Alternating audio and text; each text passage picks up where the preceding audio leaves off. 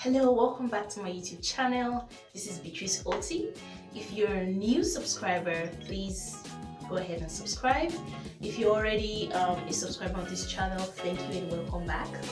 So on this series, we'll be talking about 7 things you need to know as an international student coming to study in Canada. So as a foreign national coming to Canada, there are a couple of things you need to know and you need to be aware of. That way you're not just thrown into the system and you're dumbfounded and don't know, you don't have like a roadmap, you don't know what to do. Like, that's what actually happened to me. I'm actually gonna share my personal story here. When I first came to Canada, I was told by the agents that the university was at the airport, and I was pretty young then. I came at 16 or 17 years old, I can't remember. And long story short, I was just put in a bus and I was told, oh, your school is somewhere. And I actually almost lost my one. It was just me. And it was an interesting journey because then I came here and I'm like, oh my god, my parents, my family, oh my god. And long story short, after like 2-3 months, I was accepted into a church family. It was called St. John's Anglican Church, and I was able to settle. That was my story, but someone else's story could be horrible. Someone else's story could be as bad as mine. I wouldn't say mine was very horrible. I would say mine, like, things weren't planned. And you know that mentality of I'm going abroad, like I go Yankee kind of mentality. So I wasn't prepared. So that's why I'm doing this. Please, please, please, I know it's so exciting if you get that approval and you're going to North America, but be prepared because the challenges and struggles sometimes can be wrecking that you want to throw off everything and return back to your home country. Okay, so I'm not here to tell you that Canada is bad and horrible. No, that's not me. Canada is great. However, you need to be prepared in order for you to combat things, in order for you to accept challenges and to pivot. Okay, so what are the 7 things you need to know as a foreign national coming to study here? Number 1, you pay 3 times the Canadian tuition. Yes, and it's per semester. So a Canadian or a permanent resident could be paying $2,000, but you will be paying like $10,000 or $11,000 per semester. So I want you to ensure your parents are aware. Can they actually finance this? And if you don't pay on time, you won't be able to enroll. So let's say for the next semester you're still owing 2,000 and there's interest rates on it. So you want to ensure you are paying on time. I do understand the Canadian government actually allows you to work for 40 hours when you're not in your fall semester or your winter semester. For those who don't know what fall semester means, it's September to December, and winter is January to April. And then the summer, it's that April break to like August. So you just want to, if you're going to work, that's fine. However, you're paying like 10,000, 11,000, excluding your feeding, your transportation. So you want to ensure your parents are aware, that, because my dad was like, what? I thought the 10,000 was for a year. I'm like, no, Dad, it's per semester. Was a lot of money. So just make sure you're aware about that. Number 2 is it really gets cold. People say, well, Ontario is warm, especially in winter. It still does get cold in winter, so you want to endeavor to be prepared. I usually purchase my like winter jackets and stuff in like August or July, where it is pretty cheap. Like I usually purchase items that are on demand the next season, right? I stack them because it's cheaper. So in summer they are selling skimpy stuff, right? So I just purchased my jackets then because it's probably going to be on sale, right? They're trying to close up and stack for the next year. And then in winter I buy my summer stuff, although it's hard to find summer stuff in the winter though when you go to the mall. So just make sure you're aware about it. Make sure you get your gloves, because you open doors, you want to ensure this is COVID season, so definitely everybody knows, but I'm just letting you know, especially for people who have never been to North America. It snows. And the winter semester officially starts in December. So make sure you are prepared and make sure you get your boots, you get your socks, you get proper leggings, and there's also like wears you can wear under your pants and trousers so that cold doesn't enter your bones. You have to wear your hearts to cover your ears, and you have to also wear your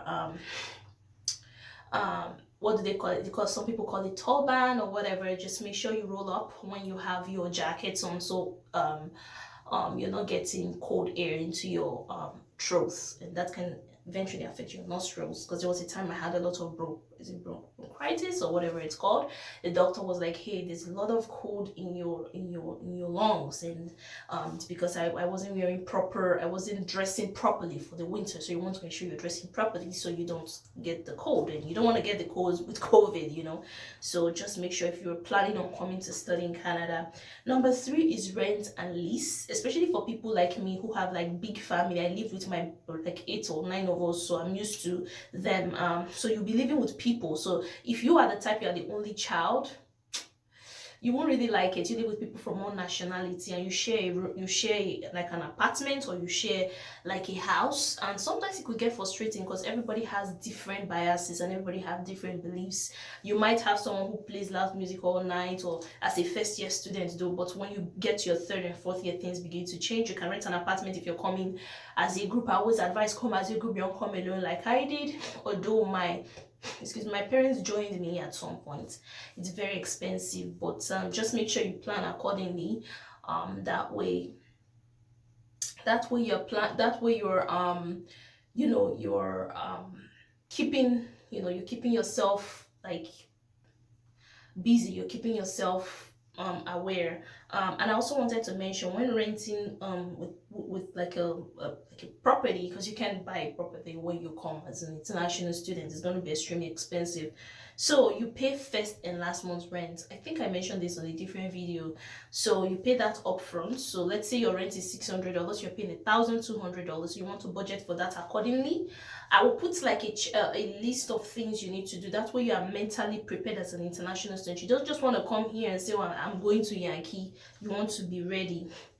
Number 4 on the list is your midterms, your quizzes, and your exams. You know how in Nigeria you just have like one final exam, or you have a test and you have a final exam? That's not how it works here. They give you like multiple quizzes, multiple exams, and then there's a final.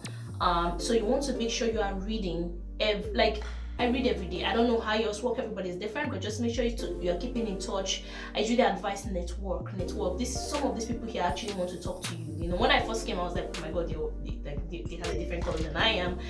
Don't let that bother you. They actually want to help you network, get in groups, and put in the work. You will succeed. I also wanted to mention there are multiple. Sometimes they randomly do like a quiz. There was one time I just came to the class and the professor was like, we have a quiz today, and I'm glad I read, because if I didn't, then I would have failed. And you might think this quizzes and midterms here and there does not matter. At the end of the semester, when they add it up, those quizzes actually pull up your grade. So make sure you're keeping in touch with those quizzes, those midterms, and those tests. Go for office hours as well. That would also help boost your score. Sometimes they actually tell you what comes on the exam, which a professor did, and I got an A in that course. Anyway, so that's for number 4. And excuse me, having a cold. Number 5, Canada is extremely independent. So when you are, because you'll be cooking for yourself, right? And I actually love it because it made me a very strong woman that I am today. And my hobby is like, oh my goodness, you're so strong, Canada makes you independent. You have to cook yourself, wash yourself, clean yourself, read, and still go back to school. Because you still have to do like work, like summer job. So you're doing everything, which in your home country, your parents was probably doing one of it for your sibling, right? Maybe your sibling will clean, someone else will do laundry. However, you're doing everything all by yourself. I usually suggest, if it's becoming overwhelming, you can you can take Uber Eats. Then there was no Uber Eats, but you can actually order stuff online. Like you can order food online. Sometimes when I get tired, I just order food online, because then it was just me. Now my hobby is here, so which I'm grateful to God for that. And number 6 on our list is number 6 on our list is you need to get like an accountability service. So that is I feel like this should be number 1. Make sure you have someone else looking at your results, because if someone else is looking at your results or keeping an eye on how you're doing in school, it makes you want to do the work, and you won't get into probation. Like the initial the initial level of my education, I didn't have anyone looking at my stuff. I was doing what I wasn't doing bad. However, I switched programs. And I got like an accountability service from the university. I registered for a career service, and I was like, hey, can you, and I spoke to one of the advisors, can you please be checking up on my education and like my transcript from time to time, just to see how things are doing, so I can, you know, succeed. And they were. And when someone else looks at your degree, it kind of puts a shock on the inside of you, so you want to do it so that they're impressed, right? And they were pushing me. They were like, hey, you got a B, you could actually do better. And then they actually refer me to services I could use in the university. Like, they referred me to TAs, professors, other courses. Even a professor was like, hey, I'm ready to teach you for free if you come at this time, this time, and this time. And that's how you actually grow and network as well in the university. So make sure you have an accountability service, like someone who is keeping you accountable. Your mom and dad is okay, but I feel like getting someone else who is unrelated to you also pushes you as well.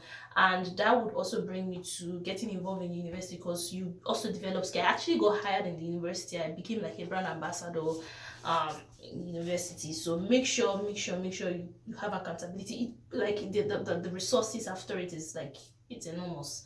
So you want to ensure you're doing that. And number 7 on our list now, if you are planning to stay in Canada, make that decision when you're in the university. If you're planning to return back, make that decision when you're investing. This is what happened to me, because I was like, I should have not stayed in Canada. Like, I should have just gone back and then maybe later on come back. And the reason why I'm saying this is because when you get a work permit, you get it once in a lifetime. So why rush, right? You can always get it later, you know, when you are ready and stuff. And it really pissed me off, because I had to wait, and a lot of stuff just happened. And I'm like, if I had known, if I could turn back the hands of time, I wouldn't have gotten my work permit. I would have gotten it, you know, like go back to Africa, and then maybe, you know, in the future, like 10 or 5 or even 6 more years, it doesn't matter, you get a work permit, postgraduate work permit, once in a lifetime. You don't want to make that mistake. So as a student, endeavor, make sure, are you going to go back to Nigeria and maybe later come to Canada and get that postgraduate work permit? Some people say, well, you never know, they will change the rule. It's, well, they might, they may not. Just make sure you make the right decision. And another thing, if you need to get out of your current province, get out, go to another province and get your permanent residence on time. That way you are saving time, and you're saving stress, and you're saving money. Okay, so these are the 7 things every international student, every person who is trying to come here to study needs to know. That way they can succeed in this great economy in Canada. Thank you, and subscribe on my channel, like, share, click on the thumbs up. Do me well to also share this video with as many people you think this would help, and I'll be grateful about it. See you in the next video.